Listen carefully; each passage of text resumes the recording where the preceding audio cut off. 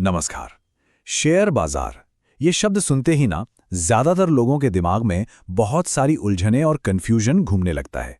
लेकिन सोचिए, क्या हो अगर बाजार को समझने का एक बहुत ही सीधा, बहुत ही आसान तरीका हो। आज हम एक ऐसे ही पावरफुल, बिल्कुल बुनियादी कॉन्सेप्ट की बात करेंगे जो बाजार को देखने का पूरा नजरिया ही बदल सकता है। देखिए, ज्यादातर लोग शेयर बाजार में आते ही एक ही चीज के पीछे भागते हैं, टिप। कोई अंदर की खबर मिल जाए, कोई ऐसा स्टॉक पता चल जाए जो रातों रात कमाल कर दे। लेकिन सच तो यह है कि ये कामयाबी का रास्ता है ही नहीं, बल्कि ये शायद सबसे बड़ी गलती है।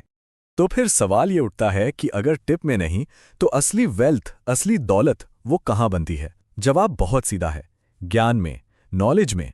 तो चलिए आज इस सफर में टिप्स के जाल से बाहर निकलकर बाजार की असली समझ की तरफ एक कदम बढ़ाते हैं।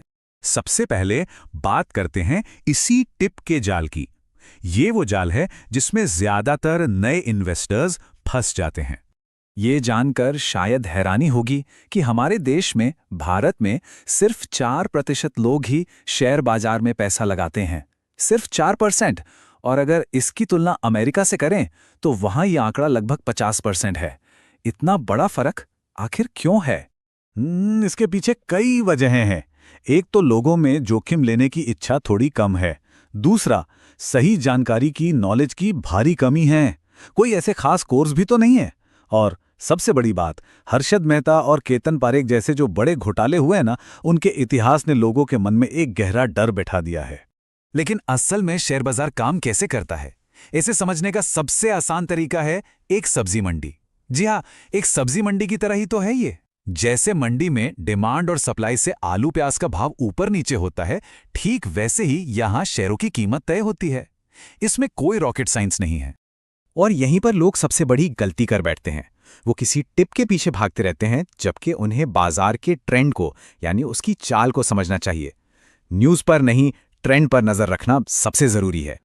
तो चलिए अब इस समस्या से आगे बढ़ते हैं और बात करते हैं उस एक सीक्रेट मीट्रिक की जिसे बड़े बड़े कामयाब निवेशक हमेशा अपनी नजरों में रखते हैं। सबसे पहले एक चीज समझनी होगी, निफ्टी 50। ये क्या है? ये समझिए हमारे देश की 50 सबसे बड़ी और मजबूत कंपनियों की एक लिस्ट है। जैसे हमारे शरीर की नब्ज होती है ना, बिल्कुल वैसे ही निफ्टी 50 भारतीय बाजार की नब्ज है। अगर निफ्टी ऊपर जा रहा है मतलब बाजार का मूड अच्छा है, और अगर नीचे तो मूड खराब है। और यहीं पर एंट्री होती है हमारे उस सीक्रेट मीट्रिक की, P/E रेशो, यानी प्राइस टू अर्निंग्स रेशो। ये बस एक नंबर है, लेकिन ये अकेला नंबर ये बताने की ताकत रखता है कि पूरा का पूरा बाजार इस वक्त खरीदारी के लिए सस्ता है या महंगा। इसे आप बाजार का हेल्थ चेकअप समझ सकते हैं।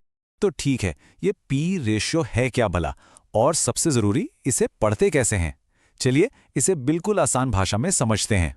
पीई रेशियो बस एक सीधे से सवाल का जवाब देता है। सवाल यह है, बाजार से 1 रुपया कमाने के लिए अभी कितने रुपए लगाने पड़ेंगे? बस यही है इसका पूरा सार। अब जरा इस तुलना को देखिए। मान लीजिए निफ्टी का पीई 10 है। इसका मतलब 1 रुपया कमाने के लिए 10 रुपये लगाने होंगे। सीधा सीधा 10% का रिटर्न। वहीं अगर पीई 30 है तो 1 रुपया कमाने के लिए 30 रुपये लगाने पड़ेंगे, यानी रिटर्न हुआ सिर्फ 3.3%। तो जाहिर सी बात है, कम पीई का मतलब हुआ सस्ता और बेहतर सौदा। अगर हम बाजार के इतिहास को देखें ना, तो निफ्टी पी का एक दायरा नजर आता है। 10 के आसपास का लेवल इसका ऐतिहासिक निचला स्तर है, यानी निवेश के लिए एक तरह से ग्रीन लाइट। 15 से 20 इसका एवरेज जोन है, और 30 ये है इसका ऐतिहासिक हाई, यानी रेड लाइट। यहां सावधान होने या रुकने का इशारा है। तो नियम कितना सीधा हो गया? जब निफ्टी का पी 10 से 14 के रेंज में हो, यानी बाजार सस्ता हो, तो ये निवेश करने का सबसे सही समय है। और जब ये 25 से 30 के पास पहुंच जाए, मतलब बाजार बहुत महंगा हो चुका है, तो या तो पैसा निकाल लें या फिर सही समय का इंतजार करें। अब ये सब सुनने में तो बहुत अच्छा लगता है ना, पर क्या इसका कोई सबूत है? क्या ये सच में काम करता है? जी हाँ, इसका सबूत इतिहास के आंकड़ों में छिपा है। जरा इन आंकड़ों पर नजर डालिए। साल 2003 में जब पीई 11 पर था, यानी बहुत सस्ता, तो अगले एक साल में बाजार ने 116% का जबरदस्त रिटर्न दिया। और अक्टूबर 2008 की मंदी में जब पीई गिरकर 10 पर आ गया था, तो उसके बाद अगले एक साल में 130% का अविश्वसनीय रिटर्न मिला।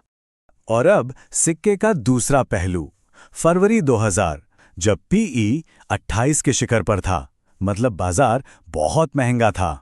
तो अगले साल बाजार 53% क्रैश हो गया और यही कहानी जनवरी 2008 में दोहराई गई, जब पीई फिर से 28 पर था। उस वक्त निवेश करने वालों को 64% का भारी नुकसान उठाना पड़ा। ये आंकड़े झूठ नहीं बोलते। तो ये सब क्या साबित करता है? यही कि असली ताकत किसी सीक्रेट टिप में नहीं बल्कि सही ज्ञान में है। नॉलेज ही असली पावर है। फिर भी एक सवाल मन में आता है, जब पीई इतना ज्यादा होता है तब भी लोग पैसा क्यों लगाते रहते हैं? क्योंकि वो एक मनोवैज्ञानिक जाल में फंस जाते हैं। उन्हें लगता है इस बार कुछ अलग है।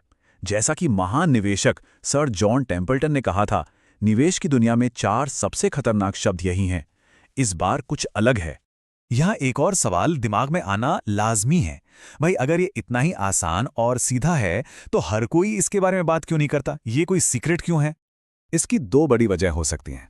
पहली तो ये कि बहुत से फाइनेंशियल सलाहकारों को खुद ही इस बुनियादी सिद्धांत के बारे में पता नहीं होता। और दूसरी वजह, जिन सलाहकारों को पता होता है वो शायद इसे बताना नहीं चाहते, क्योंकि उनकी कमाई, उनकी कमीशन तो तभी बनती है जब लोग लगातार निवेश करते रहें, चाहे बाजार सस्ता हो या महंगा। तो आज का सबसे बड़ा सबक ये है कि शेयर बाजार में सफलता की चाबी किसी सीक्रेट टिप में नहीं है।